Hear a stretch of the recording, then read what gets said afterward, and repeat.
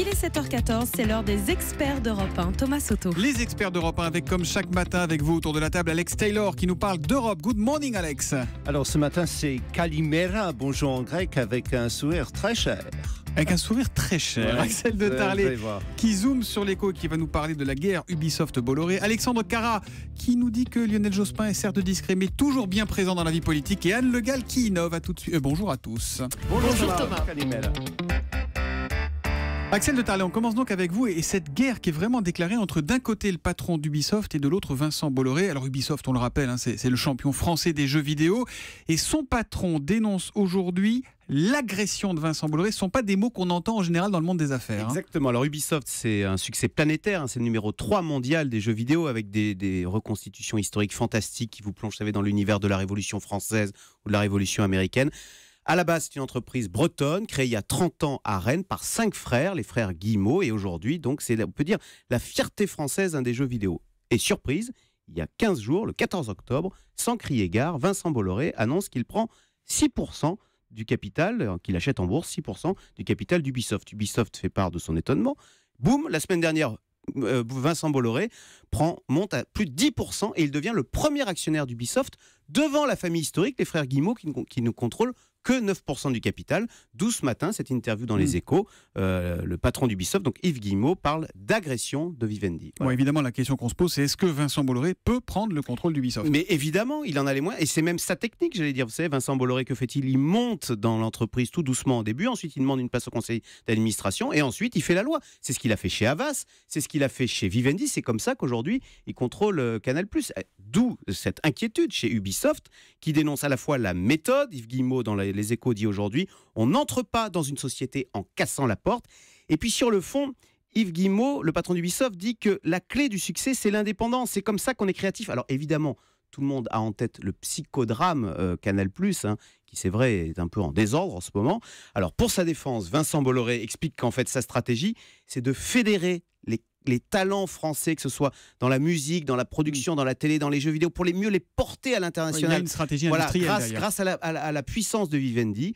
On va voir maintenant si les deux parties arriveront à s'entendre ou si on s'oriente bien vers une bataille boursière entre Bretons, puisque les deux sont Bretons, avec à la clé peut-être Ubisoft qui pourrait aller chercher, comme on dit, un chevalier blanc, c'est-à-dire chercher à se vendre à quelqu'un d'autre, à tout sauf Bolloré. Oui, mais Axel, quoi qu'il arrive, Ubisoft va perdre son indépendance parce que ça soit Vincent Bolloré ou que ça soit un chevalier blanc, ils ne seront plus maîtres chez eux. Sauf si Vincent Bolloré pose les armes, recule et revend les 10% qu'il a chez Ubisoft. On va voir, c'était un début d'une bataille boursière qui s'annonce passionnante. Puis c'est un peu la loi du marché aussi, c'est un peu comme ça que ça les marche, actionnaires vendent, il y a de l'affectif, c'est des marques qu'on connaît, mais voilà, c'est un peu la loi du marché. Tiens, regardez, bénéfice d'Air France KLM s'envole à 480 millions au troisième trimestre. Ça vient de tomber, dis donc, c'est la première fois depuis bien longtemps, ça. Ah bah ça fait 7 ans qu'ils font des pertes Air France KLM, donc là si on tient peut-être le bon bout. Oui, mais ça va peut-être pas arranger non plus les rapports sociaux, sachant que Air France a confirmé la suppression de quelques 1000 postes l'année prochaine. 1000 postes sûrs et 3000 à terme. On y revient à 7h30 dans le journal. Il y a une polémique sur les ménages de Yanis Varoufakis et ça ne vous a pas échappé, mon cher Alex Taylor. Oui, effectivement, l'ancien ministre des Finances grec, le marxiste à moto, comme on l'appelle, demande jusqu'à 53 000 € pour un discours. Alors, sorti dans un journal grec, Proto-Théma. Évidemment, il y a pas mal de journaux ce matin qui en font leur chou gras. Ils ont même rusé avec un email à son agence pour savoir combien il facture. Alors, il peut faire des prestations hors Europe pour 53 000, mais il fait des rabais à 45 000. Donc voilà, c'est déjà mieux. Tarif réduit, temps réduit. Voilà, c'est ça.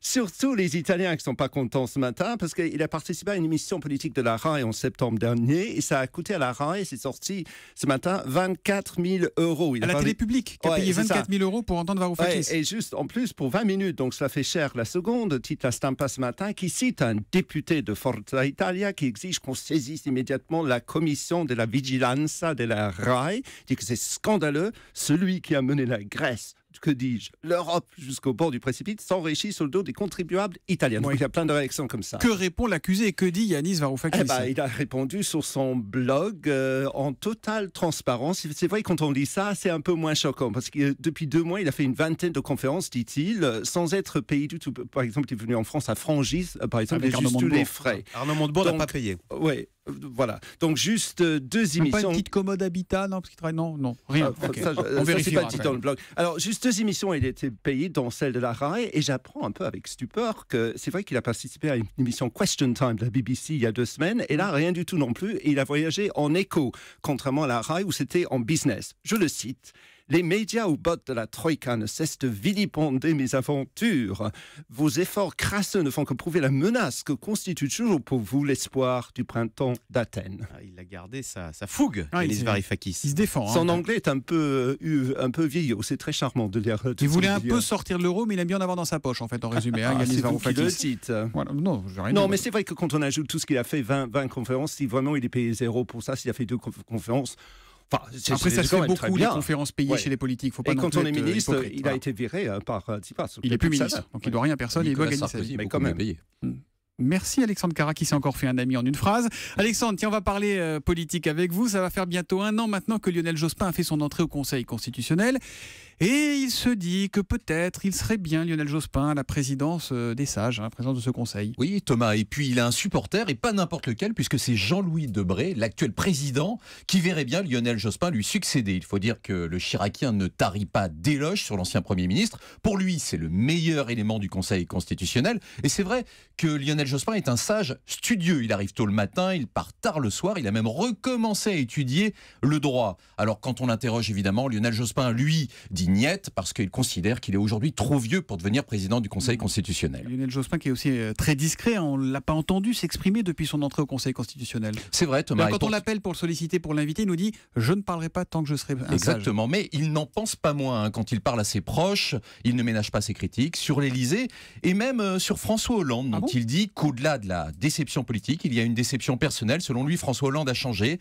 Il le questionne, François Hollande le questionne, mais il ne se livre plus. Il dit que c'est un peu un lien de confiance finalement qui s'est rompu. Et Manuel Valls, alors comment ça se passe avec Manuel Valls? On se souvient qu'ils ont travaillé ensemble à Matignon. Hein. C'est vrai. Et la première chose qu'a fait Manuel Valls en arrivant à Matignon, il a invité à déjeuner Lionel Jospin, vous voyez, il a marqué des points. Alors Valls appelle régulièrement Lionel Jospin, ils se parlent, c'est vrai que la relation entre les deux hommes est plus proche, plus affective, et par exemple sur la question de l'autorité, ils se rejoignent. Mais c'est vrai qu'aujourd'hui, Lionel Jospin se refuse à toute expression publique, vous avez raison, il dit même que dans la conjoncture actuelle, il est soulagé de ne pas avoir à parler. Il dit ou il fait dire? Il vous parle directement ou pas? Non, ce sont ses proches. Lui, il refuse toujours de parler aux journalistes. Quand on l'interroge, il ne veut pas nous parler directement.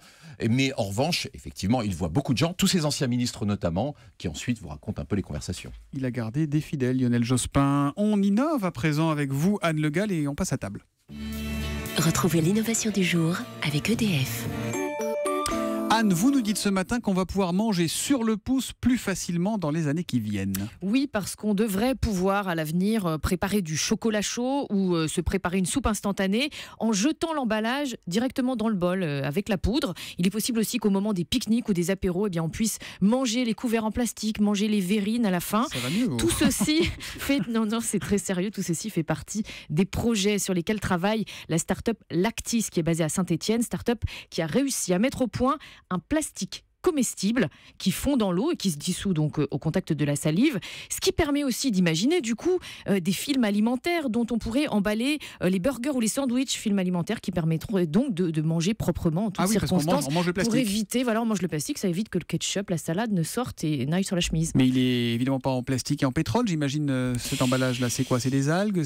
Alors, ça aurait pu être des algues, mais c'est mieux par certains côtés, puisque les algues, il faut les mâcher. Là, c'est un plastique à base de protéines de lait, donc c'est soluble instantanément. La start-up donc a déposé un brevet en collaboration avec l'université Jean Monnet de Saint-Étienne. Elle cherche des partenaires industriels pour pouvoir mettre ses premiers produits sur le marché à partir de 2018. Et d'ici là, la start-up va lancer dès l'année prochaine des pastilles pour lave-vaisselle emballées avec ce film alimentaire à base de lait. Ça doit avoir un alors goût de fromage si c'est à base de lait. Non, vous allez me dire, les pastilles pour la vaisselle, on ne les mange pas, c'est vrai.